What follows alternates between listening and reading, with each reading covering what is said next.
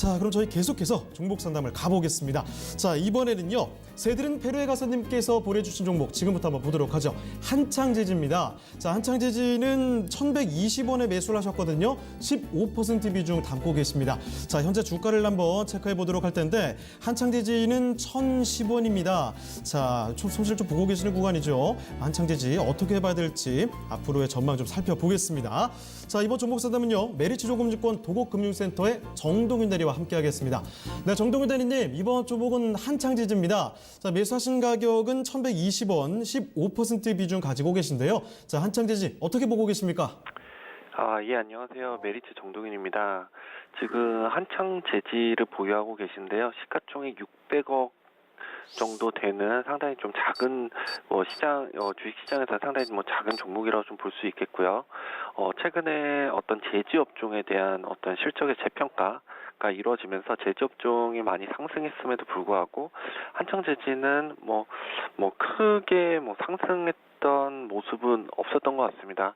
그만큼 좀 시장에서 좀 관심이 없다라고 좀 보여지는 그런 상황인데요.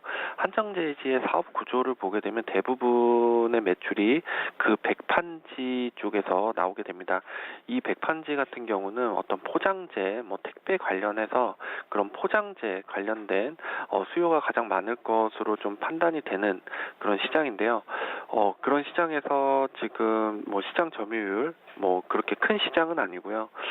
한 10% 안짝으로 시장을 점유하고 있는 그런 회사입니다. 그 외에도 고급 용지도 실제로 납품을 하고 있는 그런 상황이다 보니까 앞으로 어떤 중국에서 작년부터 이어졌던 어떤 폐지 수입을 제한하는 그런 조치들의 어떤 일환으로서 실제로 어떤 원재료 가격들이 하락을 하면서 실제 제지 업종들의 수익성이 상당히 좋아졌습니다. 하지만 한창제지 같은 경우는 그렇게 좀 연동이 되는 그런 상황은 아니었는데요. 그래도 꾸준히 좋아지는 모습을 좀 확인을 할 수 있고 실제로 좀 중국에서 수입을 제재하면서 가장 좀 좋아질 수 있는 부분은 실제로 어떤 펄프 쪽입니다. 펄프 쪽 관련해서 어떤 폐지 가격이 낮아지고 어떤 펄프 가격이 올라가면서 실제로 그 스프레드를 가장 먹을 수 있는 업체들이 제지 업종 중에서 가장 수혜를 받았다라고 좀 보시면 좋을 것 같고요.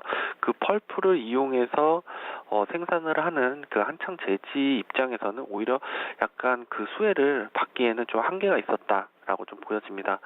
한마디로 주가가 좀 상승하는데 좀 트리거 역할을 했던 이런 전반적인 부분이 좀 부족했다라고 좀 보여지고요. 오늘은 좀 소폭 마이너스권에서 크게 거래량도 없이 이렇게 진행이 되고 있는데요.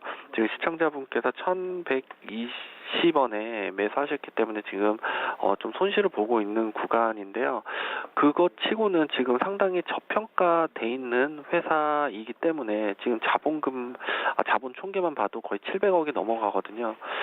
그런 측면에서 봤을 때는 저평가 구간이긴 하지만 그렇다고 해서 모멘텀을 받기에는 좀 시간이 걸릴 거라고 좀 판단이 되기 때문에 지금 시청자분께서 15% 정도 비중 가지고 있는데 저는 개인적으로는 정말 중장기적으로 가져가신다 그러면 추천을 드리겠지만 그런 종목이 아니라 그러면 좀 매물대 선에서 좀 매도를 해서 좀 다른 종목으로 좀 전략적으로 포트를 조정하시는 걸 추천드리겠습니다.